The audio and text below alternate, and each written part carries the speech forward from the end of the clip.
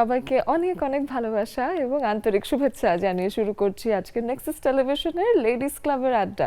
আমি অহনা তাসনিম খান আছি পুরোটা সময় জুড়ে আপনার সাথে আড্ডা দিতে, এবং পুরোটা সময় কতটুকু সেটা আপনি ভীষণ ভালো করেই জানেন। 1.5 ঘন্টা আমরা আড্ডা দিই, এবং আমাদের কাছে আজকে অবশ্যই দুজন বিশেষ আমাদের খুব কাছের বন্ধু আছেন, এবং সবার আগে যার নাম আমার বলাই দরকার নেই, তিনি আমাদেরই মানুষ। রাহিমা সুলতানা রিতা আপুকে ওয়েলকাম করে নিচ্ছি। আপু কেমন আছেন? ভালো আছি, খুব ভালো আছি। আর সত্যি কথা, এই শনিবারের জন্য ওয়েট করি, তোমাকে দেখি আরো ভালো লাগে। বাহ বাহ, চমৎকার।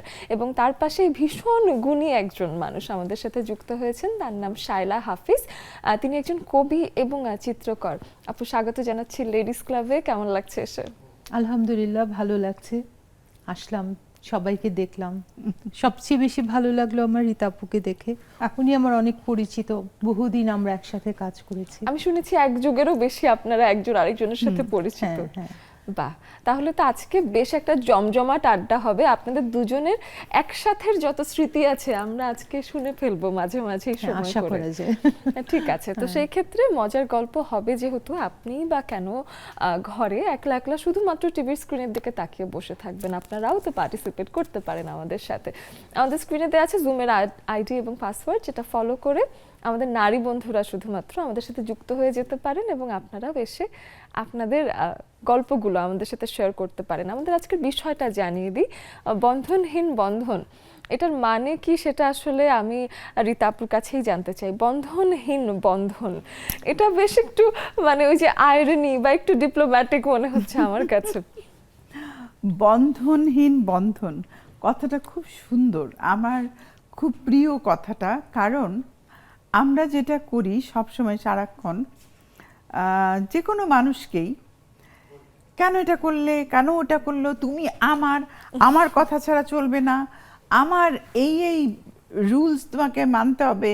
মানে বিশেষ করে হাজবেন্ড ওয়াইফের বলো, আর প্রেমিক প্রেমিকাই বলো, বন্ধুর মধ্যেই বলো, তো এই জিনিসগুলা, এই যে ধরো একে অপরকে সারাক্ষণ অ্যাটাক করা, কেন ওখানে তুমি একা একা চলে গেলে, আমাকে জানালে না, এই যে জিনিসগুলো, তো আমার মনে হয় সব কিছুর মধ্যে বন্ধন থাকবে, কিন্তু সেই বন্ধনটা মধ্যে কোনো সুতো থাকবে না। তখন হয় কি, ওই যাকে বলা হয় যে তোমাকে আমি বেঁধে দিলাম বন্ধনহীন বন্ধনে, সে তখন কিন্তু ওই আরো বেশি রকমভাবে ধরা পড়ে। কিন্তু তুমি যদি বলো যে তোমাকে কিন্তু আমি একদম বেঁধে ফেললাম, তুমি আর কোথাও আষ্টে পিষ্টে বেঁধে দিলাম, তুমি কোথাও যেতে পারবা না, বা যাই করো তোমার আমাকে জানতে হবে, আই হ্যাভ টু নো। মানে এই যে নিজে নিজে মানে আত্মকেন্দ্রিক যে কথাগুলো, আত্মকেন্দ্রিক কথাগুলো, এবং যেগুলো নিয়ে সবচেয়ে বেশি প্রবলেম হয়, বিশেষ করে আমি কাউন্সিলিং করি, দেখি হাজবেন্ড ওয়াইফের মধ্যে যে প্রবলেম, সন্দেহ করছে, ওকে সন্দেহ করছে, ওকে সন্দেহ করছে, সারাক্ষণ দেখা গেল যে এরকমও হচ্ছে, কাজে গেছে, মানে ওয়াইফও হাজবেন্ডকে ফোন করছে দিনের মধ্যে 10 বার 12 বার, হাজবেন্ড টু ওয়াইফকে ফোন করছে 10 বার 12 বার, কি করছো, কোথায় আছো, মানে তারপর বলে এখন তো আরো ডেঞ্জারাস হয়ে গেছে ভিডিও কল। আগে তো আচ্ছা মোবাইল পর্যন্ত ছিল, এখন মোবাইলও না, এখন এই যে যারা আমার কাছে আসে তারও ডেঞ্জারাস হয়, যে ওদের মুখেই শোনা, বলে আপা এখন আর এমনি কল করেন না তো আপা, ভিডিও কল করে আমি কোথায় আছি এটা দেখার জন্য। মানে এটা আমরা হেসে হেসে বলছি, আমরা হেসে হেসে বলছি, তারপর আমি বলছি আপনি ভিডিও কল করেন না, বলে কি হ্যাঁ ও যেহেতু করে আমিও করি। হ্যাঁ একদম, মানে এখন দেখা গেছে যে আমরা আসলে ওই একই লেভেলে আসার যে একটা প্রবণতা, যে সে আমার সাথে এটা করলো আমি তার সাথে এটা করব, এই শোধবোধের একটা ট্রেন্ডও মনে হয় চলে এসেছে, এবং বেশিরভাগ বন্ধন যুক্ত হয়ে গেছে এমনটা ভাবা হচ্ছে। তো সেক্ষেত্রে শায়লা আপু কবি মানুষ আছেন, তার কাছে বন্ধন আসলে কেমন সেটা একটু শুনে। আমার কাছে বন্ধন বলতে রবি ঠাকুরের একটা কবিতা, 2টা লাইন মনে পড়ে। পথ বেঁধে দিল বন্ধনহীন গ্রন্থি, আমরা দুজনা চলতে হওয়ার পন্থী। আসলে পথের বাঁধন মানে বন্ধনহীন যে বাঁধন, সেটাই আসলে বাঁধন। আমার কাছে এটুকুই মনে হয়। এ পর্যন্ত বয়সে এসে আমার কাছে মনে হয় যে আমরা যে জোর করে ধরে রেখে যে সম্পর্কগুলো চালিয়ে নিতে চাই সেটা আসলে কাজ করে না ঠিক মতো। হ্যাঁ, আসলে মনে হয় যে যেগুলোর মধ্যে থেকে আমাদের এক্সপেকটেশন কম থাকে কিংবা আমাদের কোনো এক্সপেকটেশন থাকে না, সেই সম্পর্কগুলো আমাদেরকে অনেক স্বস্তি দেয়, অনেক আনন্দ দেয়। হ্যাঁ, বন্ধুত্বের সম্পর্কও কিন্তু একটা বন্ধনই, তাই না? তো বন্ধনহীন বন্ধন যে আসলে আমরা কোথায় পাবো সেটা খুঁজে দেখতে হয়। হ্যাঁ, হঠাৎ করে হয়তো কেউ পেয়ে যেতেও পারে, জানি না এটা কিরকম ভাবে হবে। না, আমি কিন্তু এটা একেবারে বন্ধনহীন বন্ধনের প্র্যাকটিক্যাল লাইফে আমার জীবনে এটা ঘটেছে এবং আমি এটার সুফল অনেক বেশি ভোগ করেছি। তা আমার যখন বিয়ে হয় আমার হাজবেন্ডের সাথে, তখন আমি ওকে একটা কথাই বলেছিলাম, কিছু কিছু কথা বলে নিয়েছিলাম আগেই, যে আমি সেলফ ডিপেন্ডেন্ট হব, কাজ করব, আমার লাইফটা আমি আমার মতো করে চেষ্টা করব করার, এই জিনিসগুলো স্বাধীনতা আমি চাই। তারপর তোমার ব্যাপারেও কিন্তু আমি একটা কথা তোমাকে বলে দিচ্ছি, যে আমার কিন্তু তোমাকেও আমি মানে সারাক্ষণ খুঁজতে যাব না, তুমি কি করছো, কোথায় আছো, আমি তোমাকে বন্ধনহীন বন্ধনেই বেঁধে দিলাম।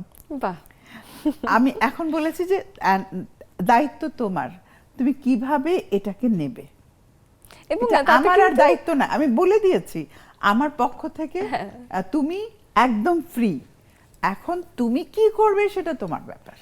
এবং তাতে কিন্তু বাঁধন আরো গাঢ়ই হয়েছে, তাই না? অবশ্যই তাই। আমি এই বয়সে এসে দেখেছি যে এই যে বন্ধনহীন বন্ধন, বরঞ্চ এইটা না করার কারণে অনেক বেশি ডিপেন্ডেন্ট, অনেক বেশি ফ্রেন্ডলি রিলেশনশিপ হয়ে গেছে।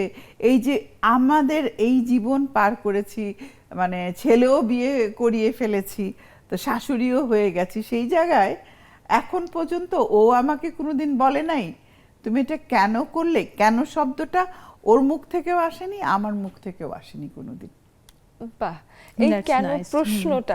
প্রশ্নটা আসলে হ্যাঁ, মাঝে এই মাঝে বেশ একটু প্রশ্নটা বিব্রতকর কোনোদিন হয়ে আসে যায়। নাই। যেমন আমি আমার একটা সিম্পল এক্সাম্পল দেই, আমার বিয়ের পরপরই আমার বেশ কিছু বিজ্ঞাপনের অফার আসে।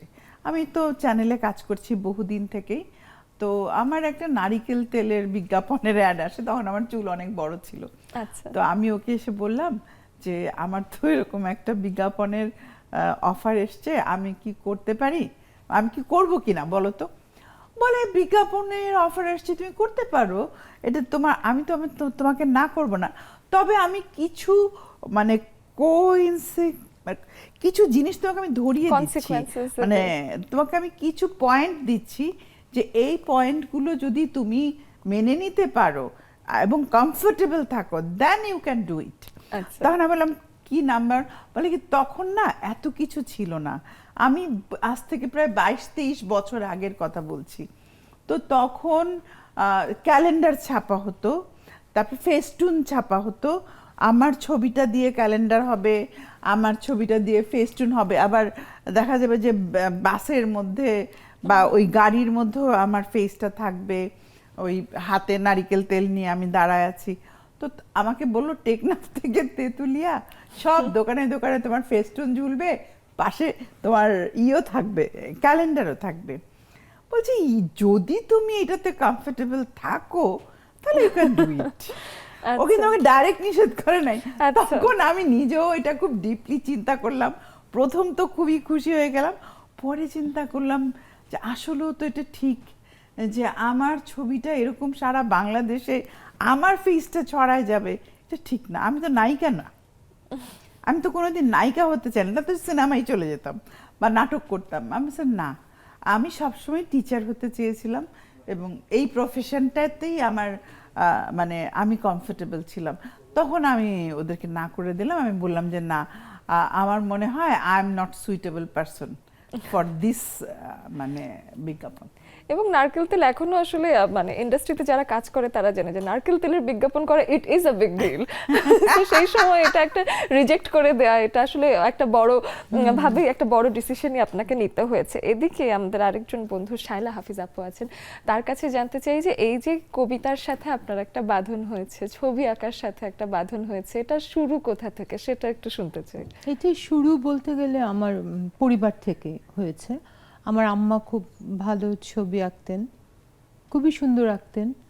তারপরে কবিতার কথা বলবো, কবিতা আসলে আমার ভেতরে মনে হয় গেঁথে গিয়েছিল। আমার আব্বা ছোটবেলায় আমাকে কবিতা আবৃত্তি করতেন, আমার সাথে পাঠ করতেন একসাথে, যে আসো আমরা এই কবিতাটা পাঠ করি কিংবা ওটা পড়ি। পড়তে পড়তে আসলে আমার ভেতরে একটা ভালো লাগা তৈরি হয়, বন্ধন তৈরি হয়। বাহ, চমৎকার বন্ধন। হ্যাঁ একদম, বন্ধন তো আসলে এমনই, তাই না? হয়ে যায়, কখন হয়ে যায় বোঝা যায় না। আরো অনেক বন্ধনের গল্প অবশ্যই শুনবো, এবং আপনাদের জীবন বাঁধন মুক্ত ভাবে কিভাবে সুন্দরভাবে গড়ে উঠছে সেই গল্পগুলো শেয়ার করতে আমাদের সাথে জুমে আড্ডা দিতে চলে আসবেন, এটাই আশা করছি। নিয়ে নিচ্ছি ছোট্ট একটা বিরতি।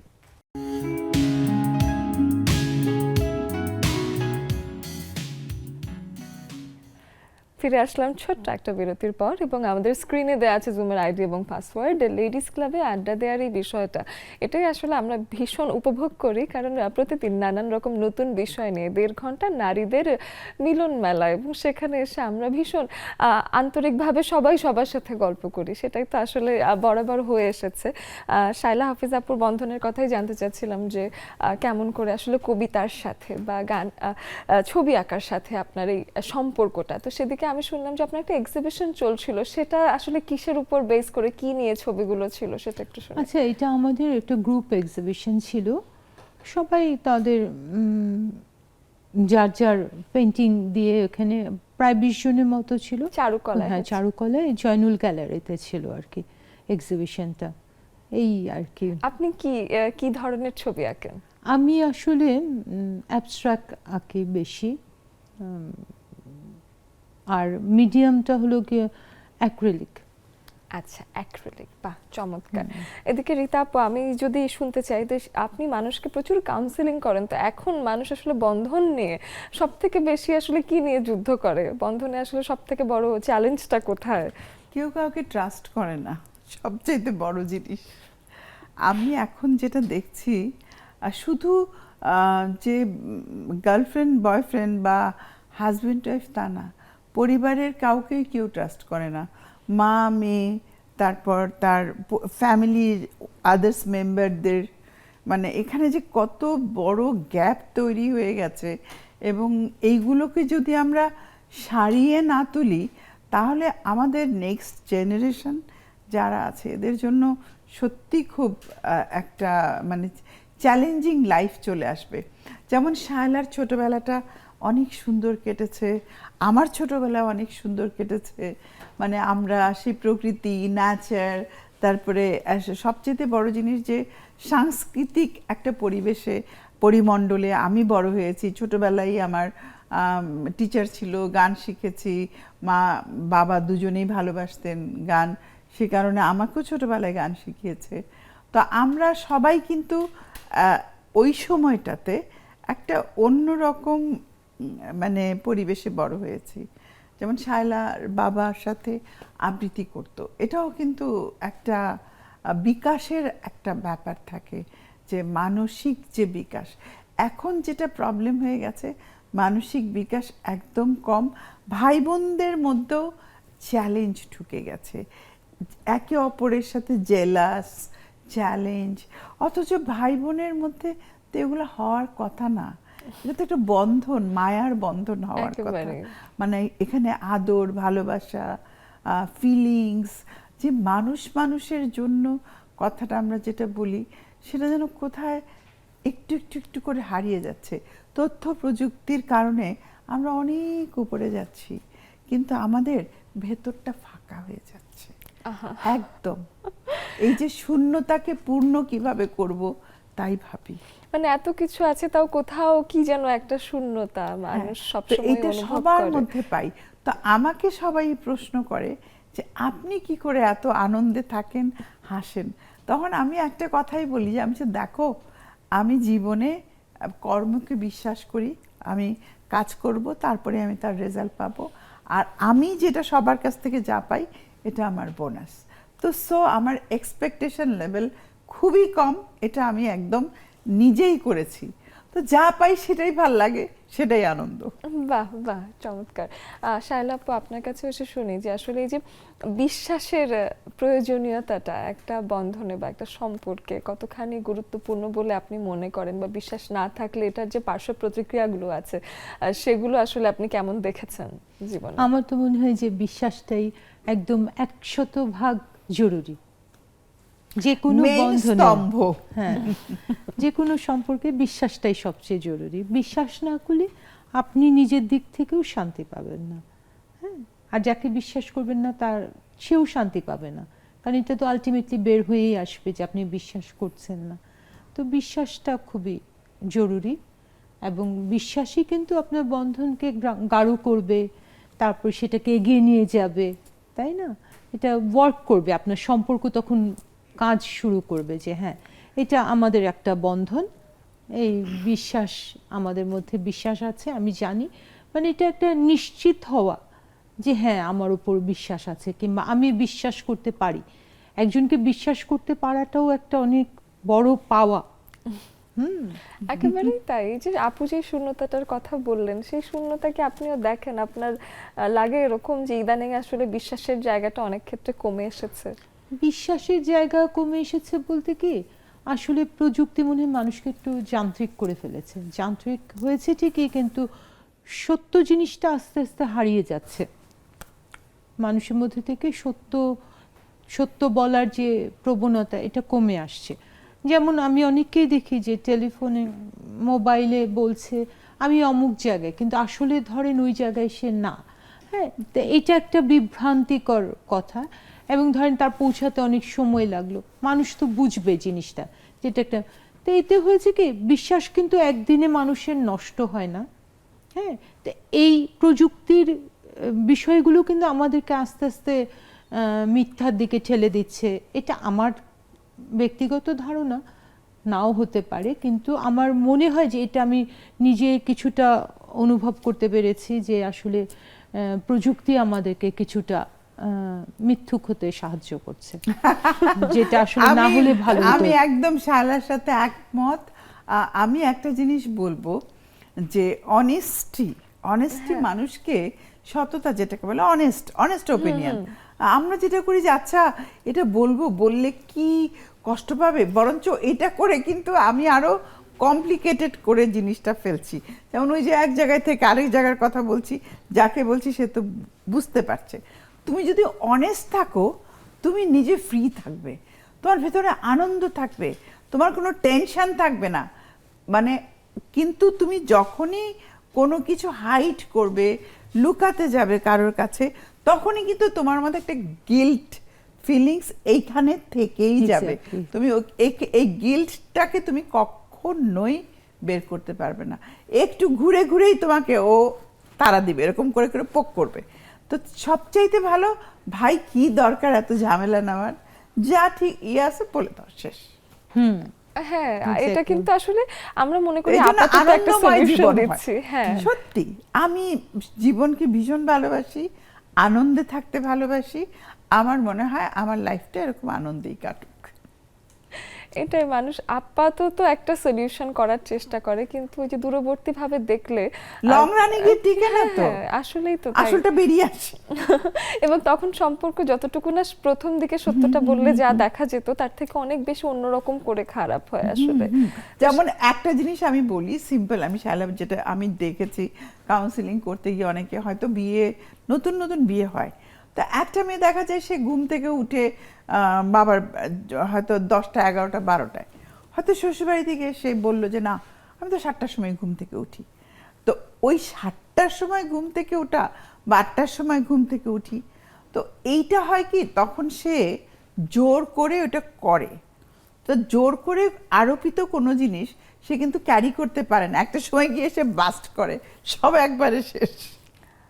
আসলে এই যে লম্বা সময় ধরে নিজের বরঞ্চ ভিতরে তুমি একটা যদি জিনিস বলো চেপে যে রাখা। হ্যাঁ আমি আসলেই সকালে উঠতে পারি না, আমার একটু দেরি হয়, আমার 11টা বাজে বা যেটাই, তখন যে আমি চেষ্টা করব এটাকে একটু একটু করে কমিয়ে আনতে, তখন কিন্তু সে চাইলে তার আস্তে আস্তে করে চেঞ্জ করতে পারবে। কিন্তু যে শুরুতে গিয়ে একরকম তুমি একজনকে যখন দেখাবে যে হ্যাঁ আমি 8টার সময় উঠে সব রেডি টেডি করে দিচ্ছি, তখন তো ওই বাড়ির লোকগুলো তোমার উপরে এক্সপেকটেশন তৈরি করে ফেললে তুমি তাদেরকে একরকম, কিন্তু এটা তুমি বেশি দিন আর ক্যারি করতে পারবে না। তো তখন কি হবে, ওই যে তখন সে বিরক্তি হয়েছে, তার নিজের উপর বিরক্তি আসবে, সবার উপরে হবে, একটা সময় গিয়ে ভীষণভাবে আউটবাস্ট হয়। এটা আমি নিজে বহুবার বহু জায়গায় দেখেছি। তো সেই জন্য কি দরকার শুরুতে আমি যা আমি তাই, এই হলো কথা। হ্যাঁ, শুরুর সহজ দিকে- করে ফেলা জিনিসটা। হ্যাঁ সিম্পল, আসলে একটাই তো জীবন, মানে কেন আমরা এটাকে কমপ্লিকেটেড করব এই এক জীবনকে। হ্যাঁ, শায়লা আপু হয়তো খেয়াল করেছেন যে ওই যে নতুন মেয়েদের নতুন বিয়ে হলে তখন দেখা যায় কি যে একটা পরিবারে গিয়ে হ্যাঁ। যে সে দেখাচ্ছে যে আমি হয়তো সবকিছু ভালোভাবে পারি, কিন্তু পরে দিয়ে আসলে লম্বা সময় ধরে তো আসলে এটা টিকিয়ে রাখা খুব কঠিন। কঠিন। এবং মেয়েদের উপর একটা প্রেশার হয়তো নানান পরিবার থেকেই থাকে যে তুমি ঘরের সব কাজ সামলে ঘরের সবার উপর দায়িত্ব পালন করে তুমি বাইরে একটা কাজ করতে যাওয়া, যে একটা মেয়ের উপরই সব দায়িত্ব। একটা ছেলে ঘরে ফিরে হয়তো রান্না বান্না সেদিন না করলেও হয়তো তার হচ্ছে, কিন্তু মেয়েটার হয়তো মাথার উপর এই দায়িত্বটা সবসময়ই থাকে। এবং যতই যুগের পরিবর্তন থাকুক আর না থাকুক, এখন আমরা যতটাই প্রগতিশীল হই না কেন এই দায়িত্বটা তো পালন কিন্তু করতেই আমি হয়। তোমার সাথে এই বিষয়ে একটু দ্বিমত পোষণ আচ্ছা। করতে চাই। আমি ইদানিং দেখি ছেলেরা খুবই মানে কাজ করে বাসায়, হ্যাঁ। একদম সমানভাবে কাজ করে, মানে ওটা ওয়াইফকে মানে পুরো দায়িত্ব চাপিয়ে দিয়ে বসে থাকে না।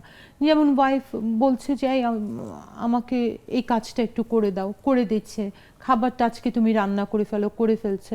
এখন তো ছেলেদেরকে আমি ওই আগের মানসিকতা থেকে বের হয়ে এসে আমি দেখি যে তারা অনেক সাবলীল এবং অনেক মানে স্বাচ্ছন্দ্যে চলছে। মানে আমি বলবো আজকালকার মেয়েরা অনেক লাকি যে তাদের হাজবেন্ডরা কিংবা তাদের পার্টনাররা তাদেরকে অনেক বুঝতে পারে। এটা তো আমি ফ্যামিলিরও একটা ভীষণ ক্রেডিট দিতে হ্যাঁ চাই। এটা পরিবার, সব পরিবারে কিন্তু এটা নেই শায়লা, হ্যাঁ। সব পরিবারে নেই, কিছু পরিবারে আছে। হ্যাঁ। যেমন আমার কাছেরও দেখা লোক আছে এরকম, আমি জানি একদমই মানে এক গ্লাস পানিও খাবে না, ওই ওয়াইফকেই এনে দিতে হবে। তো দেখা গেল দুজনেই কাজ করছে। তো সেই জন্যই বললাম যে এটা ডিপেন্ড অন ছোটবেলায় পরিবার থেকে কি শিক্ষা পেলো, কি প্র্যাকটিস করলো, তার উপরেই ডিপেন্ড করে। এটা কিন্তু পারিবারিক শিক্ষার উপর। পারিবারিক শিক্ষা কিছুটা মানসিকতারও ব্যাপার ওই থাকে। মানসিকতা, একটা বাচ্চা যদি তার একটা সুস্থ পরিবেশে বেড়ে ওঠে, যেমন একটা বাচ্চা যদি তোমার বাবা মার ঝগড়া দেখে বড় হয়, তার মধ্যে কি সুস্থ মানসিক বিকাশ কোনোদিন হবে না। সে যদি না একটা সুস্থ, আপা, আমি একটু এই বিষয়ে একটু বলতে চাই। আমার কাছে মনে হয় যে কোন পরিবার এমন আছে যেখানে দাম্পত্য কলহ নেই? না, দাম্পত্য কলহর লেভেল আছে। আমি একটা কথা বলি, সবার মধ্যে কলহ হয়, কিন্তু কলহর একটা লেভেল আছে। কিন্তু এক্সট্রিম লেভেলে যখন পৌঁছে যায় তখন ওই বাচ্চাগুলো ট্রমাটাইজ হয়ে যায়। হ্যাঁ তা ঠিক, হ্যাঁ এটা হয়ে যায়। হ্যাঁ, এবং আমার কাছে মনে হয় যে আসলে আমরা অনেক বর্তমান প্রজন্মের মেয়েরা অনেক লাকি যে তাদের পার্টনাররা তাদেরকে অনেকটা বোঝে একদম, এবং একদম। হেল্প করতে চায়। এবং করে, সাহায্য এই করে। বিষয়টাই ওই যে মারা কিন্তু নিজেদের সাথে যা হয়েছে তা ছেলেদেরকে এখন শেখায় যে তুমি কিন্তু এরকম করবে না, তুমি ভালো ছেলে হবে। এটা মায়েদের একটা ক্রেডিট অবশ্যই। আমাদের সাথে অবশ্যই। সামান্তা যুক্ত হয়েছেন, নাদিয়া নাজিয়া আপু যুক্ত হয়েছেন এবং মিষ্টি আপু যুক্ত হয়েছেন। তো সবার সাথে গল্প করব অবশ্যই এসে, কিন্তু একটা বিরতির সময় হয়ে গেছে, ফিরে এসে গল্প হবে, সাথেই থাকুন।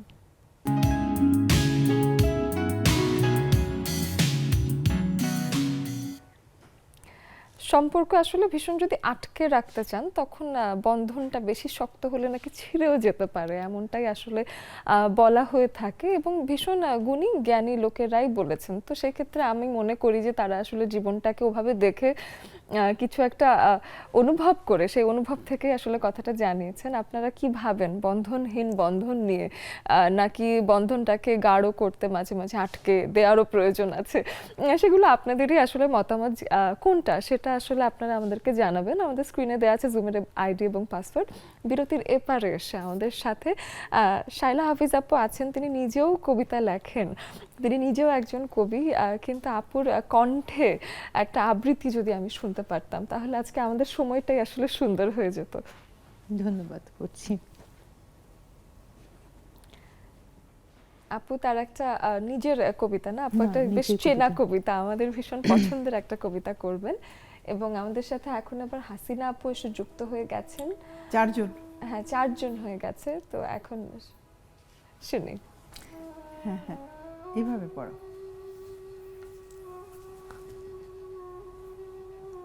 পরের জন্মে বয়স যখন 16ই সঠিক, আমরা তখন প্রেমে পড়ব, মনে থাকবে? বুকের মধ্যে মস্ত বড় ছাদ থাকবে, শীতল পাটি বিছিয়ে দেব, সন্ধে হলে বসবো দুজন, একটা দুটো খসবে তারা। হঠাৎ হঠাৎ তোমার চোখের পাতায় তারার চোখের জল গড়াবে, কান্ত কবির গান গাইবে, তখন আমি চুপটি করে দু চোখ ভরে থাকবো যে, মনে থাকবে? এই জন্মের দূরত্বটা পরের জন্মে চুকিয়ে দেব, এই জন্মের চুলের গন্ধ পরের জন্মে থাকে যেন, এই জন্মের মাতাল চাওয়া পরের জন্মে থাকে যেন, মনে থাকবে? আমিও হব উড়নচণ্ডী এবং খানিক উস্কো খুস্কো, এই জন্মের পারিপাট্য সবার আগে ঘুচিয়ে দেব, তুমি কাঁদলে গভীর সুখে এক নিমেষে সবটুকু জল শুষে নেব, মনে থাকবে? পরের জন্মে কবি হব, তোমায় নিয়ে হাজার খানেক গান বাঁধব, তোমার এমন ওষ্ঠ নিয়ে নাক ছাবি আর নুপুর নিয়ে গান বানিয়ে মেলায় মেলায় বাউল হয়ে ঘুরে বেড়াবো, মনে থাকবে? আর যা কিছু হই বা না হই, পরের জন্মে তিতাস হব, দোল মঞ্চের আবির হব, শিউলিতলার দুর্ব হব, শরৎকালের আকাশ দেখার অনন্ত নীল সকাল হব। এসব কিছু হই বা না হই, তোমার প্রথম পুরুষ হব, মনে থাকবে? পরের জন্মে তুমিও হবে নীল পাহাড়ের পাগলা ঝোড়া, গায়ের পোশাক ছুঁড়ে ফেলে তৃপ্ত আমার অবগাহন, সারা শরীর ভরে তোমার হীরক চূর্ণ ভালোবাসা, তোমার জলধারা আমার অহংকারকে ছিনিয়ে নিল। আমার অনেক কথা ছিল, এই জন্মে তা যায় না বলা, বুকে অনেক শব্দ ছিল, সাজিয়ে গুছিয়ে তবু তো ঠিক কাব্য করে বলা হলো না। এই জন্ম তো কেটেই গেল অসম্ভবের অসঙ্গতে, পরের জন্মে মানুষ হব, তোমার ভালোবাসা পেলে মানুষ হবই, মিলিয়ে নিও। পরের জন্মে তোমায় নিয়ে বলতে ভীষণ লজ্জা করছে, ভীষণ ভীষণ লজ্জা করছে, পরের জন্মে তোমায় নিয়ে, মনে থাকবে? ধন্যবাদ। খুবই চমৎকার। কি চমৎকার! আমি তো 2 সেকেন্ড একটু ব্যাপারটাকে আত্মস্থ করলাম, নিজের ভিতরে আসলে একটু সেটেল হওয়ার চেষ্টা করলাম। চমৎকার একটা পরিবেশনা এবং চমৎকার একটা আবহ তৈরি করে আপু পরিবেশন আর করলেন। মিউজিকটা দারুণ। হ্যাঁ, একসাথে ধন্যবাদ। বেশ হারিয়ে হ্যাঁ। যাবার মতো হলো। বেশ বেশ চমৎকার শায়লা আপু। আমরা একটু জুমে যাই, জুমে গিয়ে সবার সাথে একটু কথা বলবার চেষ্টা করি। নাজিয়া আপু, শুভ সকাল আপনাকে। এবং আজকে আমরা কথা বলছি Good morning. Bandhan good morning. Good morning, বন্ধনহীন Nita বন্ধন Baro. নিয়ে কথা বলছি। সেখানেই আপুর কাছে একটু আসি, এসে জানতে চাই যে এই যে বাধায় আটকে রাখা কিছু বন্ধন আছে, আবার কিছু বন্ধনকে আটকাতে হয় না, তাও কিভাবে যেন বেঁধে থাকে। আসলে আপনি কোন ধরনের বন্ধন বেশি দেখে অভ্যস্ত? আপনার জীবন থেকে নেওয়া কিছু শুনি এই বিষয়ে। গুড মর্নিং আপনাদের সবাইকে, স্টুডিওর আপুদের আর জুমে যারা বসেছেন তাদেরকে। আজকে টপিকটা খুব ইন্টারেস্টিং ইন আ ওয়ে। এখানে অনেক ধরনের কনসেপ্ট কাজ করে মানুষের, নিজের চিন্তার কনসেপ্ট বলতে যাচ্ছি। কেউ যদি যে কোনো বন্ধুত্বের বাধাকেও কিন্তু অনেকে বেশ কঠিন শিকল পরানোর মতো বাধাও মনে করতে পারে। সেই বাধা, সেই বন্ধন, হ্যাঁ, সেই বন্ধনটা মনে করতে পারে। বেশি যদি তাকে তার কাছ থেকে কিছু চাওয়ার থাকে, তখন কিন্তু ওই বন্ধনটা, চাওয়ার বন্ধন যদি হয়ে যায়, যে আমি শুধু চাই তার কাছ থেকে, মানে বিনিময়, হ্যাঁ, বিনিময়ের বন্ধনটা আমার কাছে মনে হয় একটু বেশি কঠিন টু মেনটেইন আর কি। বন্ধনটাকে সহনশীলতা দেওয়ার জন্য একটু রিল্যাক্সড হলে বন্ধনটা না ম্যাগনেটের মতো এমনি এভাবেই থেকে যায়। আমি বেশি কমপ্লিকেটেড করছি মনে হয় কথা, না, কিন্তু ঠিক আসলে আছে। কিন্তু খুব সিম্পল। হ্যাঁ, খুব সিম্পল জিনিস। যেমন রীতা আপার সাথে আমার আজকে বৃষ্টির দিন, শুধু চা সিঙ্গারার যেমন সম্পর্ক, রীতা আপা থাকলে ওই যে, আমার মনে হয় আমি যাবো চা সিঙ্গারা। ডাল পুরি, চা বাহ, সিঙ্গারা। এটার কারণে খুব বৃষ্টি পড়ছে আমাদের এখানেও। তো এই যে বন্ধনটা, এখানে কিন্তু কোনো চাওয়া পাওয়ার হিসেব নেই। না, না, যেই রিলেশনশিপে চাওয়া পাওয়ার কোনো হিসেব থাকবে না, সেই বন্ধনটা এই খুব ইজিলি মেনটেন করা সম্ভব। আর যে বন্ধনেই দেখা যাবে চাওয়া পাওয়ার হিসেব আছে, এই যুগে একটু চাওয়া পাওয়ার হিসেব থেকেই যায় যে কোনো রিলেশনশিপে, তখন দেখা যায় যে বন্ধনটা অনেক কমপ্লিকেটেড। আর আমি একটু খুব লুসেন আপ বন্ধনে পছন্দ করি। খুব বেশি কেউ আমার কাছ থেকেও এক্সপেক্ট না করুক, আমি তো কারো কাছ থেকে কিছু এক্সপেক্ট করিই না। একদম। যে আমি তার সাথে ভালো ব্যবহার করছি বলে সে আমার সাথে ভালো ব্যবহার করবে, সেটাও আমি এক্সপেক্ট করি না। কারণ আমার ব্যবহারটা তো আমার নিজের ভেতরে, আমি তো তার ভেতর থেকে তার তার ব্যবহারকে বের করে আনতে পারবো না। সেটা তার নিজস্ব জিনিস, সে কতটুকু দেবে না দেবে ওখানে একেবারেই এক্সপেকটেশন নাই আমার।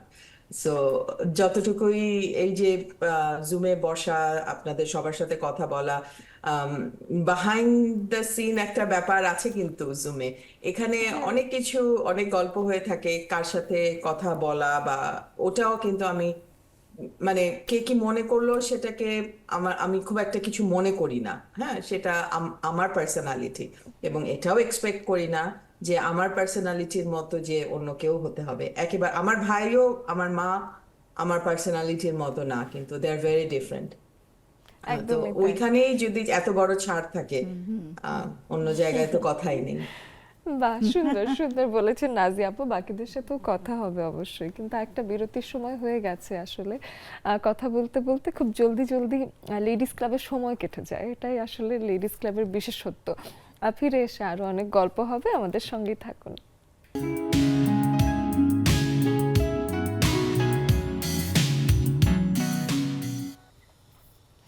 ফিরে আসলাম ছোট্ট একটা বিরতির পর, এবং লেডিস ক্লাবের আড্ডায় অনেক বন্ধুরা জুমের মাধ্যমে যুক্ত হতে পারেন, এবং সবার কাছ থেকে একটা বিষয় নিয়ে ভিন্ন ভিন্ন দৃষ্টিভঙ্গির গল্প শোনা যায়। এটা একটা মজার বিষয় লেডিস ক্লাবের।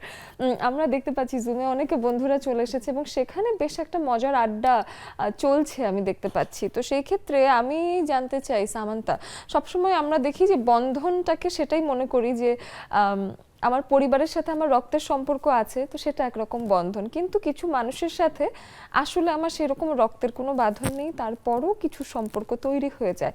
তোমার এমন কোনো বন্ধু আছে কিনা? আপু, আমার তো বন্ধু নাই, মানে আমি যেখানে যাই সেখানেই আমার বন্ধু হয়ে যায়, এটা আমি ওরে জানি না। বাবা। কিন্তু সম্পর্কে বিশ্বাস থাকতে হবে।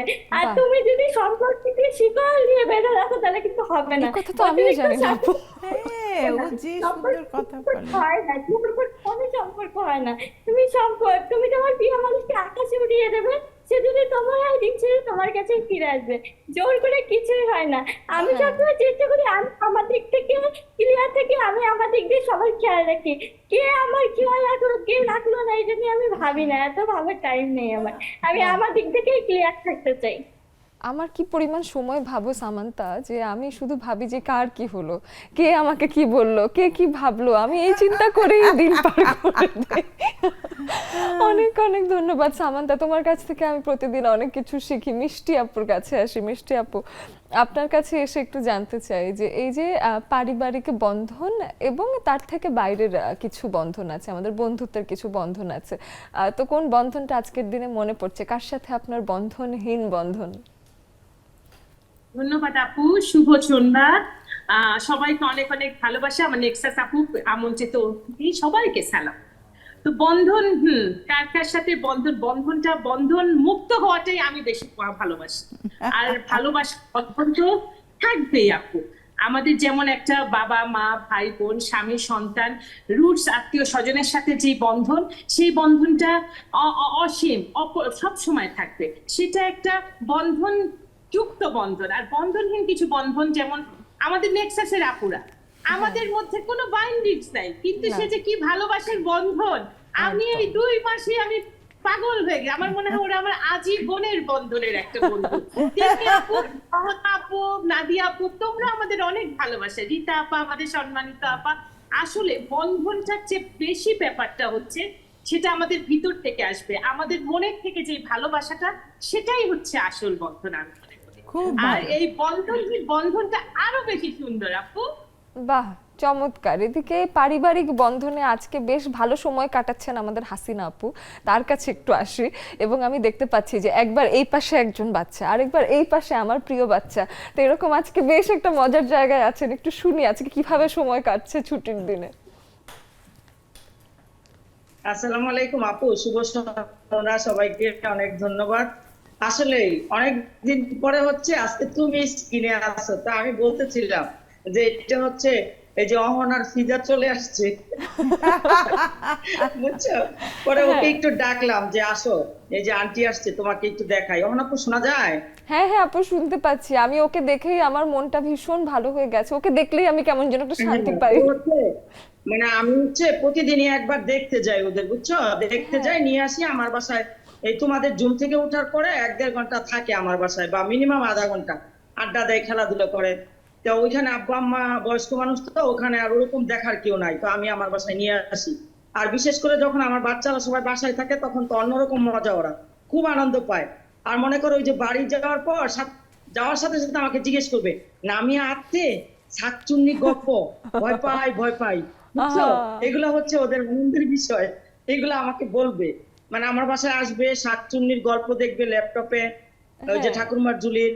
তারপর হচ্ছে আমার বাচ্চাদের খবর নিবে ওরা আসছে কিনা, কারণ ওরা আসলে ওরা বেশ আনন্দ করে, এখানে এসে অনেক আড্ডা দেয়। তা আমি হচ্ছে এরকম 10টায় কালকে গেছি, গতকালকে 10টায় যাওয়ার পরে আমি আর কালকে আনতে পারি নাই, কারণ অনেক রাতে গেছি, তো আবার নিয়ে আসবো, আবার ওর বাবা এসে নিবে, জি। জানি নাই। কালকে অনেক চিল্লাপাল্লা করতো, সেজন্যই যে একটু আগে আমার ভাই দিয়ে গেছে আজকে। বাহ, তা আসছে খুব দুইজনে, ভালো। খুব মজা করে ঘুরতেছে। ওই যে লামিয়া বাসায়, ওরা ওদের সাথে খেলতেছে, অনেক আড্ডা দিতেছে, ওই শাকচুন্নির একেবারে গল্প আপু। দেখতেছে। বাহ, এই ভালো লাগে বন্ধনগুলো আপু। আসলে না অন্যরকম আনন্দ আসলে আপু। কোনো এটা বাঁধন দিয়ে আটকাতে হয় না, তাও কিভাবে যেন আটকানোই আছে পুরো পরিবার একসাথে। আমি নিজে জয়েন্ট ফ্যামিলিতে বড় হয়েছি এবং ঘর ভর্তি মানুষ দেখে আসলে আমার চোখেও শান্তি লাগে, মনেও শান্তি লাগে। ঘরে যদি মানুষ কমে যায় আমার মনটাও খারাপ হয়ে যায়, এরকমই আসলে। হাসিনা আপু, থ্যাংক ইউ সো মাচ।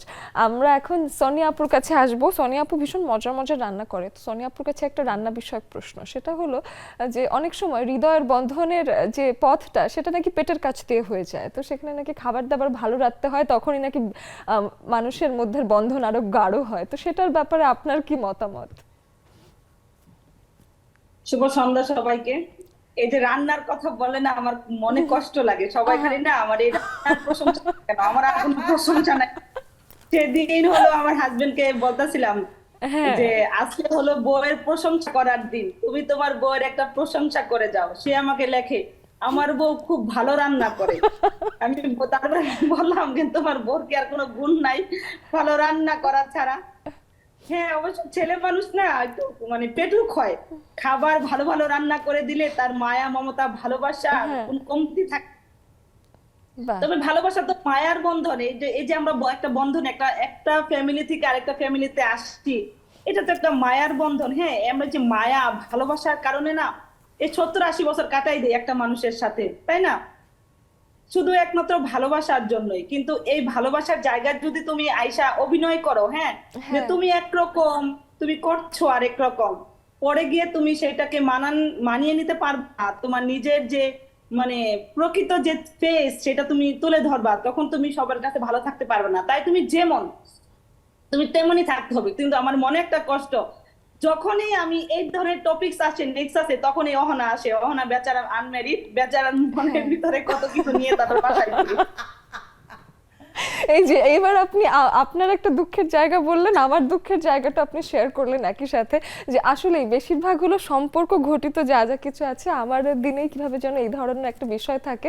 এবং এনারা সবাই জানেন যে আমি এইসব বিষয়ে ভীষণ কাঁচা, আমি কিছু বুঝি না এবং আমি সবার কাছ থেকে টিপস নেই একটু একটু করে, সবার কাছ থেকে আমি শিখি। তা আমার মনে হয় আমাকে যেহেতু পরবর্তী জীবনে কোনো না কোনো বন্ধনে আটকাতে হবে, আপনারা আমাকে শেখাচ্ছেন এবং আই এম লার্নিং। ভালো, তুমি পুরো শিক্ষিত হয়ে যাচ্ছ। হ্যাঁ, শিক্ষিত যাবা। হবে, মানে আমাকে গিয়ে নতুন আর করে কোনো শিখতে ঝামেলায় হবে পড়তে হবে না। না। বাহ, এটা খুব ভালো। কিন্তু ওই যে সোনিয়া আপু অভিনয়ের কথাটা বললেন, তো রীতা আপু বলেছেন অভিনয় বেশি দিন টেকে না, অভিনয় করলে হবে না। নাহিদা নেলি আপুর সাথে একটু কথা বলে তারপর স্টুডিওতে আসি। নাহিদা নেলি আপু। মোহন আপু ভালো আছো? রীতা আপু আসসালামু আলাইকুম। আমার ওয়ালাইকুম কলেজের বড় আসসালাম। আপা। কেমন আছেন? আছি, ভালো আছি আলহামদুলিল্লাহ। নেলি আপু, বন্ধনহীন বন্ধন নিয়ে কিছু বলে যান। আসলে আজকে দেখো এই টপিকটা আমি দেখছিলাম না, জি। তখন চিন্তা করছি আসলে বন্ধনহীন বন্ধনটা হচ্ছে মানে ওই যে আমার সম্পর্কটার মধ্যে কোনো বন্ধন মানে কোনো বন্ধন থাকবে না, মানে আমার এই চিন্তাটা করতে হবে না যে তাকে আমার ধরে রাখতে হবে, তাই আপনা আপনি এসে সম্পর্কটা আমাদের মধ্যে অনেক গভীর হবে। এইটাই হচ্ছে বন্ধনহীন আসলে বন্ধন, মানে আমার হারিয়ে যাওয়ার ভয়টা থাকবে না, যে সবসময় আমাদের সাথে থাকবে, আমার সাথে থাকবে, সম্পর্কটা ভালো থাকবে।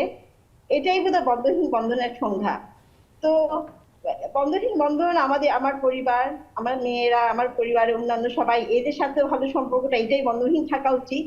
আর এখন তো জুমে আমার বন্ধুরা আছেই, সব বাহ। কথা বলা যায় আর সবার কি সাথে। লাগে? এখন আর এটা কিছু একটা বন্ধনহীন দরকার? বন্ধন কিন্তু। আর কিছু দরকার নেই। একদম, মানে কোনোখানে মন খারাপ হলেই বলতে পারবেন যে ঘর ছেড়ে আর যাওয়া লাগবে না, আমি লেডিস ক্লাবে চলে গেলাম। কোনো থাকবে না, কোনো সংকোচ থাকবে না, এটাই হচ্ছে বন্ধনহীন বন্ধন। একদম একদম নেলি আপু ঠিক বলেছেন। এরই সাথে আমাদের আরেকটা বিরতির সময়ও হয়ে গেল, ফিরে এসে স্টুডিওতেও আলাপ হবে। আমি জানি আপনাদের ভীষণ অনেক কিছু জানার আছে আমাদের দুজন বন্ধুর কাছ থেকে, আর সেটাও এসে শুনবো ছোট্ট একটা বিরতির পর।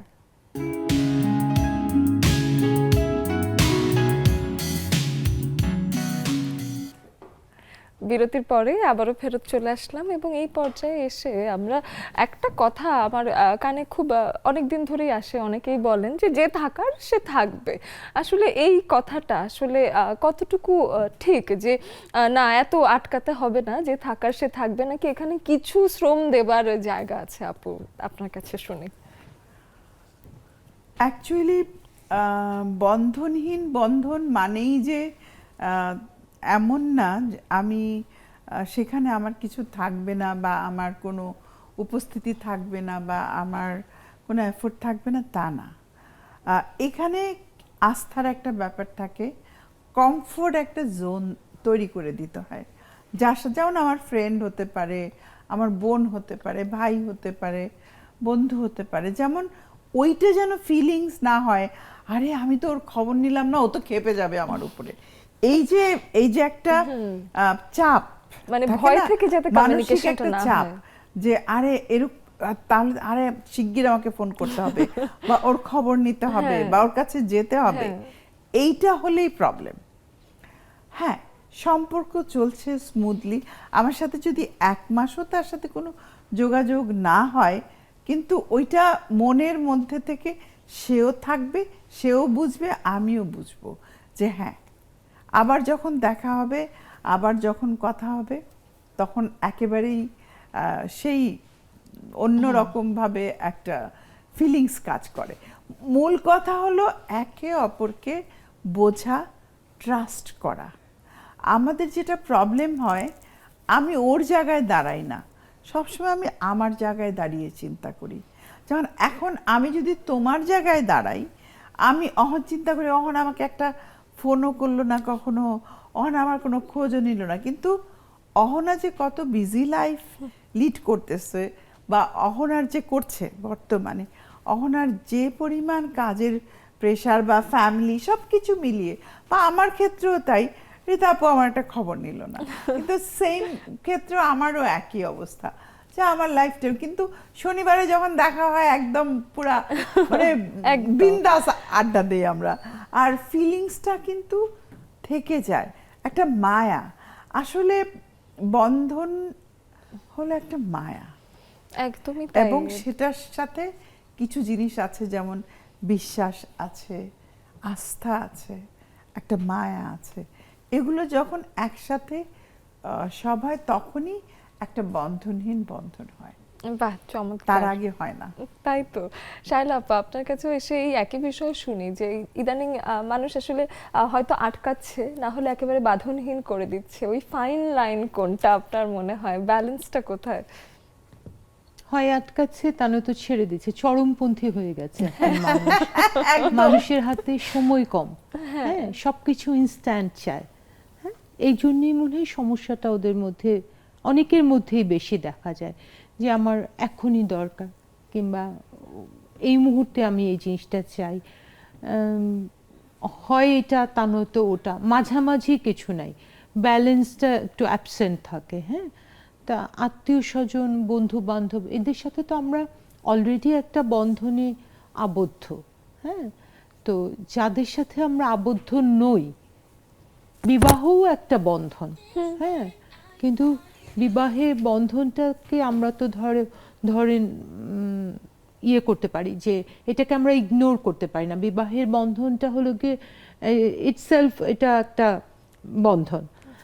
এটাকে যখন আমরা ইয়ে করব, মানে আলাদা করতে যাব, বন্ধনহীন বন্ধন, এটার মধ্যে আওতায় মনে হয় বিবাহ জিনিসটা আসে না, বৈবাহিক সম্পর্কটা আসে না, কিংবা আত্মীয় স্বজন, মানে বিবাহতে এমন কিছু আসে যেটা আনঅ্যাভয়েডেবল, কিছু জিনিস আসে যেগুলো আসলে অ্যাভয়েড করা যাবে না, কারণ এই সম্পর্ক কিছু ক্রাইটেরিয়া নিয়ে আসে। হ্যাঁ, নিয়ে আসে, এটার কিছু এক্সপেকটেশন থাকে। হ্যাঁ, তো বন্ধনহীন যেটা, সেটা তোমার দূরের কেউ, যার সাথে ধরো তোমার থাকবে না, কোনো রিলেশন নাই, কিন্তু তুমি একটা টান অনুভব করো সব সময় ভেতর থেকে, যে এটা আমি জানি, ধরো তোমার সাথে এক যুগ পরে দেখা হলো, কিন্তু একই রকম রিলেশনশিপটা তোমরা মেনটেন করছো।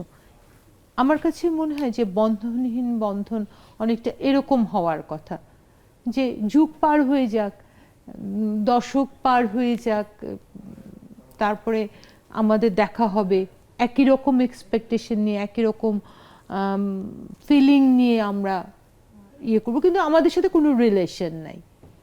হ্যাঁ, এটা মানে এটা ঠিক এটাও এক বন্ধুও ধরনের, বলবো না আমি, মানে অন্যরকম একটা সম্পর্ক। আসলে এক্স্যাক্টলি তাই। আমার মনে হয় যে বন্ধনের ক্ষেত্রে প্রত্যাশা একটা ব্যাপার থাকে, যেমন খুব ক্লোজ যারা থাকে তাদের আবার এক্সপেকটেশন লেভেল থাকে অনেক, তো কষ্টটা কিন্তু মানুষ সেখানেই পায়, যখন চাওয়ার সাথে পাওয়ার কোনো মিল খুঁজে পায় না। চাওয়া এবং পাওয়ার যদি মিল থাকে তাহলে ইটস ওকে। ওই এক্সপেকটেশনটা আসলে এসেই যায় বন্ধনে, এসেই আসলে যায়। সবচেয়ে বড় ভিলেনের রোলটা প্লে করে এক্সপেকটেশনস হয়তো। এদিকে অনেক বন্ধুরা চলে এসেছেন, সবার সাথে একটু কথা তো বলতেই চাই, তাই না? মরিয়ম আপু কি সুন্দর অনেকগুলো মানি প্লান্ট নিয়ে এসেছেন। অনেকে বলেন যে ঘরের ভেতর মানি প্লান্ট থাকা নাকি বেশ ভালো।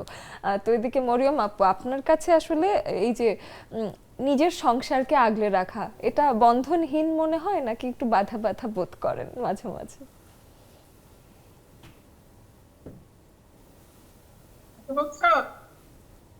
মরিয়ম আপু, শুনতে পাচ্ছি। হ্যাঁ, আপনি কি আমাকে শুনতে পারছেন? হ্যাঁ, এখন শুনতে পাচ্ছি, একটা ফোন আসতেছে তো ওই জন্য সমস্যা। কেমন তাহলে আছো? একটু সময় দেব আপনাকে নাকি? আচ্ছা শুনি আপনাকে, আপনি কি আমার প্রশ্ন শুনেছেন সেটা আরেকবার আপনাকে একটু রিপিট করি।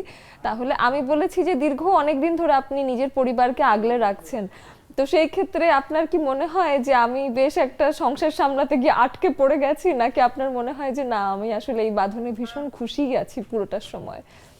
ইস, না, জি বারবার আপু। একটা ফোন এসে আমি কথাই শুনতে পেলাম না, প্রশ্নটা করতে পারলাম না। যাই হোক, আমি তো বন্ধনহীন বন্ধন বলে দু একটা কথা বলি, যে বন্ধন আমাদের তোমাদের সাথে এত সুন্দর মনের বন্ধন, তারপরে বাবা মা ভাই বোন, তাদের সাথে একটা রক্তের বন্ধন, স্বামী সন্তানদের সাথে একটা বন্ধন। একদম। আমি মনে করি প্রকৃতির সাথে একটা বন্ধন আমাদের গড়ে ওঠে। যেমন এই যে গাছপালা, বাহ। এই যে আজকে আমি এই জন্য আমার প্রিয় গাছ মানি প্ল্যান্ট নিয়ে বসেছি, সে তার সাথে আমার অনেক বন্ধন। আমার তাহলে চোখ এখনো বন্ধনহীন ভালো বন্ধন। আছে, আমি তারপরে সেটা আমার বিড়াল, দেখতে পেয়েছি। বুঝছো? জি তারপরে জি। আমার যে চাঁদ, সূর্য, গ্রহ তারা, সমুদ্র, আমি সমুদ্র দেখে এলাম গতকাল। সমুদ্রের কাছে গিয়ে বললাম, সমুদ্র, আপু আবার কাছে না এলে বুঝতাম না হ্যাঁ। সমুদ্রের গভীরতা কত যে বেশি, চোখে না আহা দেখলে বুঝতাম আহা। না। সমুদ্র অনেক কথা বলে, আমি কিছু বলি না, কেবল বাহ চেয়ে বাহ, থাকি আর চেয়ে থাকি। কি চমৎকার ছোট আপু। করে বললাম, আপনি তো সম্পর্ক সবাইকে নিয়ে একদম এক ভিন্ন বুক একটা ভালোবাসা। আসলে দৃষ্টিভঙ্গি শেয়ার করলেন আমাদেরকে। এই জন্যই আসলে জুমের আড্ডাটা খুব দরকার, যে এক একজন এক একভাবে সম্পর্ককে দেখেন। সমুদ্রের সাথেও যে আমাদের একটা সম্পর্ক আছে, এটাও বেশ গভীর সম্পর্ক আসলে। রীতা আপুর কাছে আসি। রীতা দিদি, আপনার কাছে এসে একটু শুনি যে এই যে বন্ধনহীন বন্ধন নিয়ে আপনার কি বলার আছে। অনেক ধন্যবাদ অমনা, সবাইকে শুভ সন্ধ্যা। আশা করছি আমাদের রীতা আপা অনেক ভালো আছেন। ইনশাআল্লাহ ভালো এবং আছি। ভালো থাকবেন সবসময়, এটাই প্রার্থনা করি। বন্ধনহীন বন্ধনের তো অনেকগুলি পথ আছে আসলে। আমাদের তো অনেকের সাথে বন্ধন, যেটা নাকি যে তোমার মায়ের সাথে যে বন্ধনটা, যত কিছু হোক সেটা কিন্তু কোনোভাবেই মানে চির ধরবে না। মা বাবা ভাই বোন, তারপরে আছে হাজবেন্ড সন্তান। তবে আমি মনে করি বন্ধনটা আসলে মুক্ততা, বিশেষ করে এখন যে আমরা জীবনে আসছি মধ্য বয়সে, সেখানে হচ্ছে যেমন হাজবেন্ডের সাথে আমি মনে করি সবচেয়ে বেশি তার সাথে হচ্ছে গিয়ে সবকিছু খোলামেলা হওয়া মানে উচিত, যেখানে কোনো মানে চিত্ত দূরের কথা কিন্তু চুল যেন ঢুকতে না পারে এই বন্ধনটার মধ্যে। মুক্ত হইতে হবে, কারণ উনি যেখানেই যাক বা কি করুক সেটা আমার দেখা বিষয় না, ভালোভাবে যেন দিন শেষে আমার কাছে ফিরে আসে, এবং বিশ্বাস ভালোবাসাটা যেন আমার ঠিক থাকে, আমার যতটুকু প্রাপ্য ততটুকু যেন আমি পাই। আর আমিও চেষ্টা করি যে সেইটাও যেন তাকে দিতে।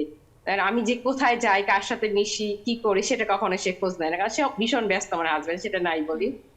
তো এই যে বন্ধনহীন বন্ধন, যেটা যেমন দূরের কোনো বন্ধু এমন আছে যে আমি চিনি না, তার মানে চিনি না বলতে তার ভয়েস আমি অনেক ভালো চিনি, কিন্তু তার সাথে আমার দেখা হয় নাই এখনো, মানে ওনার সাথে আমার 7-8 বছর যাবত সম্পর্ক, শুধু কথাই হয়, কোনো ভিডিও কলও না, জাস্ট নর্মালি কেমন বাহ। আছি, পরিবার সবাই কেমন আছে, এইসব নিয়ে।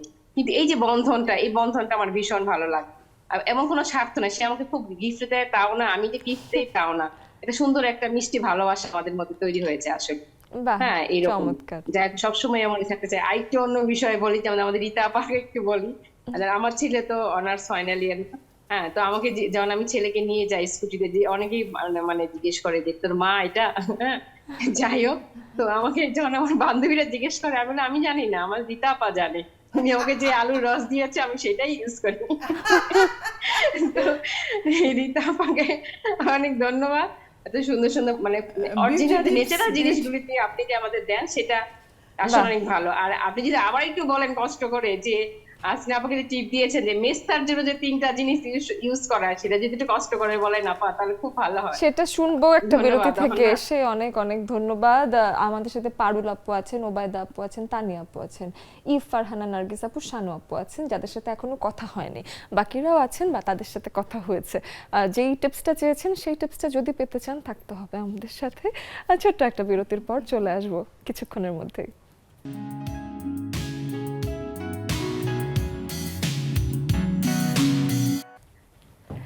ফিরে আসলাম যখন, তখন হাতে একদম স্বল্প সময়, মানে সবাইকে ছোট্ট একটু সময় দিতে পারবো এমনই একটা সময় এসে পৌঁছে গেছি। জুমে একটু কথা বলে স্টুডিও থেকে বিদায় নেব, এমন একটা বিষয়। আসি একটু পারুল আপু অনেকক্ষণ এসেছেন। পারুল আপু, আপনার কাছে এসে একটু বন্ধনহীন বন্ধন এই বিষয়ে কিছু শুনি, ছোট্ট করে শুনবো। আনমিউট করবেন, আনমিউট করতে হবে আপু। হ্যাঁ, আপনার ফোনটাকে একটু আনমিউট করে নিন। পারুল আপু যদি স্ট্রাগল করেন তাহলে সেই ক্ষেত্রে তানিয়া আপুর কাছে আসি। পারুল আপু ঠিক করে ফেলেছেন, ঠিক আছে। পারুল আপু আবার মিউট হয়ে গেছেন। তানিয়া আপু আমাকে একটু বলুন আজকের বিষয়। এখন ঠিক আছে পারুল আপু, এখন বলুন, ঠিক আছে। আচ্ছা আমি বলি, অল্প সময় যেহেতু কম, আমার কাছে যে একটা কথা আছে যে চোখের আড়াল হলে মনের আড়াল হয়, আমি এই জিনিসটা বিশ্বাস করি না। আমি সব সময় মনে প্রাণে বিশ্বাস করি আসলে মনের আড়াল হলে চোখের আড়াল হয়। কিরকম? যে আমার বাবা মার যে বন্ধন, এটা কখনোই নষ্ট হবে না, তার সাথে ফোনে কথা বলি আর না বলি সেগুলো ঠিক আছে। আবার আমাদের এমন যে বন্ধুত্বের যে বন্ধনটা, এটাও কিন্তু ঠিক একই রকম। ওই আমি যোগাযোগ করব, বসবো, না দেখলে তার সাথে সম্পর্ক নাই, সেটা কিন্তু বন্ধন না। আসলে বন্ধনটা হলো সম্পূর্ণ মনের ব্যাপার, মন থেকে আন্তরিকভাবে আসতে হবে, যেখানে কোনো স্বার্থ থাকবে না। আমার 6 মাস পরে হোক 9 মাস পরে হোক, আমি জানি যে আমার বন্ধুত্ব ঠিক আছে। আমি যে নেক্সাসে বসলাম না, আমি 6 মাস 9 মাস পরে বসি যখন আমার সময় আছে, কিন্তু তাই বলে কি আমার বন্ধুরা আমাকে ভুলে গিয়েছে? আমি তো যাইনি আপু, এই তো আমরা এখানে লাইভ প্রমাণ দিয়ে দিলাম। অনেক ধন্যবাদ পারুল আপু, সময় ছোট্ট এই জন্য আবার একটু সরিয়ে নিচ্ছি। তানিয়া আপু আপনার কাছে এসে দেখছি যে একজন বান্ধবীর সাথে আপনি যুক্ত হয়েছেন, ছোট করে একটু শুনি। তানিয়া আপু একটু আনমিউট করতে হবে, আনমিউট। হ্যাঁ শুনি। শুভ সন্ধ্যা অহনা, কেমন আছো? রীতা আপা আসসালামু আলাইকুম, ভালো আছেন? জি ভালো আছি, আপনি কেমন আছেন? আপনাদের সবাইকেই খুব সুন্দর লাগছে, যারা স্টুডিওতে আছেন সবাইকে অনেক অনেক শুভেচ্ছা।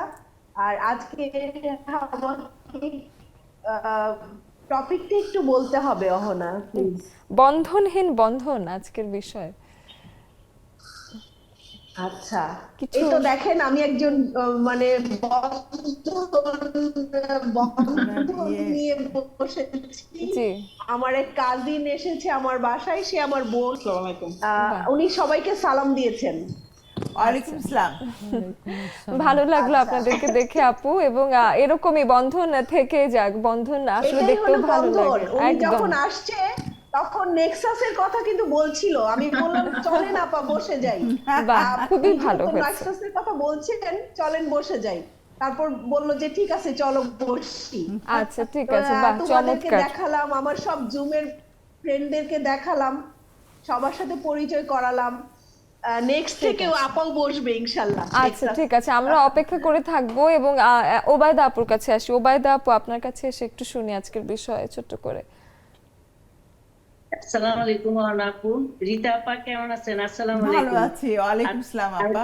আপু অনেকদিন পরে দেখলাম, বুঝতে পারিনি শারীরিক অসুস্থতা। তো বলি যে বন্ধনহীন বন্ধন মানে যে সমস্ত সম্পর্কের সাথে রক্তের সম্পর্ক নাই, সেটাই হলো বন্ধনহীন সম্পর্ক। যেই মানুষগুলো, যে প্রতিষ্ঠান, যে বিষয়গুলো, যে পরিবেশ আমাদেরকে হলো ক্রমাগত টানে কোনো স্বার্থ ছাড়াই, সেটাকেই বলবো আমি বন্ধনহীন বন্ধন। যেমন জুমের বন্ধুরা, যেমন যে বাইরে থেকে যে আপারা জয়েন করেন, ওনারা যদি অনেকদিন জয়েন না করেন, বা ওনাদেরকে আমরা এত দূর থেকে যেভাবে মনে রেখেছি, একদিন না বসলে ওনাদের জন্য আমাদের খারাপ লাগে। যেমন রীতা আপাকে আমার খুবই ভালো লাগে, রীতা আপার সাথে অনেকবার দেখা হয়েছে।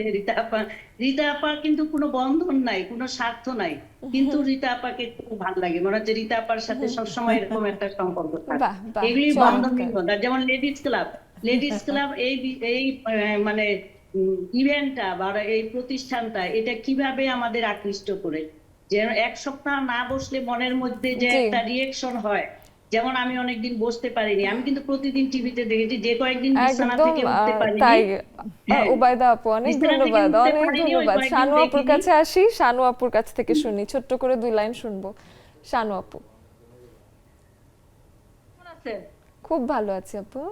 হ্যাঁ, আমার তো বিশ্বাসই হচ্ছে না কে এখানে বসা, আর এত সুন্দর ছবি ভিডিও, মানে সারাদিন দেখলেও মনে হয় যে মানে শেষ হবে না, এরকম এত ভালো লাগতেছে ছবিগুলা ভিডিওগুলা, অনেক বেশি ভালো হইতেছে। জি জি, থ্যাংক ইউ আপু। আজকে এই যে বন্ধনহীন বন্ধন নিয়ে 2 লাইন ছোট্ট করে বলুন। আমি বলি, আমাদের মনে করেন বন্ধন ছাড়া সম্পর্কই কিন্তু অনেক বেশি। আর আমরা এমন এমন সময় এমন এমন লোককে ভালোবাসি, সে অনেক সময় জানেও না যে তাকে আমরা অনেক বেশি ভালোবাসি। তার জন্য দোয়া করি ভালো থাকুক জানো। আর সে যখন মানে কোনো বিপদে পড়ে তখন আমাদের খুব খারাপ লাগে, আর আমাদের সাথে যদি নিজের অজান্তে খারাপ ব্যবহার করে তখন আমাদের অনেক বেশি কষ্ট লাগে। আর মনে করেন যে অনেক সময় ধরেন এই যে রিতা পাশে রিতা পাকে কিন্তু আমি অনেক দিন ধরে প্রোগ্রামে দেখি, অনেক বেশি পছন্দ করি, ভালোবাসি, কিন্তু কোনোদিন কিন্তু রিতা পাও জানতে পারে যে আমরা একদম বরিশালে আছি। আমিও ভালোবাসি আপনাকে, অনেক আমি ধন্যবাদ। জুমের সবাইকে ভীষণ ভালোবাসি। বলতে পারি নাই যে অনেক বেশি ভালোবাসি, প্রোগ্রাম দেখি অনেকদিন ধরে কিন্তু পছন্দ কি করি। সরল সহজ আবার রিতা শিকার। পাকে দেখি কিন্তু খুশি হই, কিন্তু রিতা পার কিন্তু এটা অজানাই ছিল যে আমি শানু আপু বরিশাল থেকে অনেক অনেক ধন্যবাদ। এদিকে প্রিসিলা আপু, ঈদ, ফারহানা, নার্গিস আপু দুজনই বাকি আছে। আমি ছোট্ট করে প্রিসিলা আপুর কাছেও আসার চেষ্টা করি। আপু এক লাইন শুনি আপনার কাছে, যদিও রীতা পোদ্দার দিদির একটা সাজেশন দরকার, সেটাও নেওয়ার চেষ্টা করতে হবে। প্রিসিলা আপু জি বলুন, আজকের বিষয়ে ছোট্ট করে শুনি, অনেকদিন পরে দেখলাম আপনাকে। হ্যাঁ, আমি অনেকদিন পর জয়েন করলাম। আমি অ্যাকচুয়ালি বিষয়টা দেখে আমি জয়েন করলাম। যেহেতু আমরা বিদেশে থাকি, তা আমাদের সম্পর্কগুলো কিন্তু বন্ধনই সম্পর্ক, তাই না? আমরা বিদেশে থেকেও আমরা যখনই সময় পাই আমাদের দেশের যে বন্ধু বান্ধব বা রিলেটিভ যা পরিচিত যারা আছে তাদের সাথে যেভাবেই হোক যোগাযোগ করার। হ্যাঁ, একটা মেসেজ হলে, যখন এখন টেকনোলজি খুব ফাস্ট, একটা মেসেজ হলেও দেওয়ার চেষ্টা করি যে তোমরা কেমন আছো বা কি আছো বা তোমাদের খবর কি, তোমাদের শরীর স্বাস্থ্য কেমন। এটাই আমাদের একটা এই বন্ধুহীন বন্ধুতা। একদমই একদমই তাই আপু, অনেক অনেক ধন্যবাদ। I wish I would have more time. আমি আরেকটু এই যে ঈদ, ফারহানা, নার্গিস আপু আপনার কাছে ছোট্ট করে এক লাইন শুনি। আসসালামু আলাইকুম ওয়া রাহমাতুল্লাহি ওয়া বারাকাতুহু। ছোট্ট করে বলতে পারবো, এই মুহূর্তে আমরা নেক্সাসে যে কয়জন বন্ধু আমরা বসে আছি, সবাই আমরা এখন প্রাণের, আমরা খুব একটা মিষ্টি সম্পর্কের বন্ধনহীন টাইপেরও বন্ধন জোড়া একটা বলবো সম্পর্ক, সবার সাথে সুসম্পর্ক আমাদের জন্য এই মানে জোরে থাকুক। আসলে অনেক ধন্যবাদ। এদিকে একদম শেষ মিনিটে আছি, আপুকে অনেক ধন্যবাদ। এদিকে রীতা আপুর কাছে একজনের টিপস চেয়েছে, আমি জানি না সেটা সময় হবে কিনা, কিন্তু কিছু না, জাস্ট জায়ফল, দুধ এবং মধু, আচ্ছা জাস্ট একদম পেস্ট করে একসাথে মেস্তা যেখানে আছে সেখানে কন্টিনিউয়াস লাগাতে হবে। কত সহজ। একবারে তৈরি করে বেশি করে একটা কাচের জারে করে ফ্রিজে রেখে দিতে হবে, একদম মিহি পেস্ট হবে, ক্রিমের মতো মুখে লাগাতে হবে, ব্যাস। ওভারনাইট রাখতে হবে, সকালে ধুয়ে ফেলতে হবে। চমৎকার। এখন এটার সাথে সাথে এই 2 সেকেন্ডের মধ্যে আমাদেরকে এই যে ছেড়ে দিয়ে চলে যেতে হবে। আচ্ছা ঠিক আছে, আমরা এই ছেড়ে দেওয়ার আগে একটু আমরা একটা বন্ধনের সাথে একটু যুক্ত হই। ওকে, ধরি।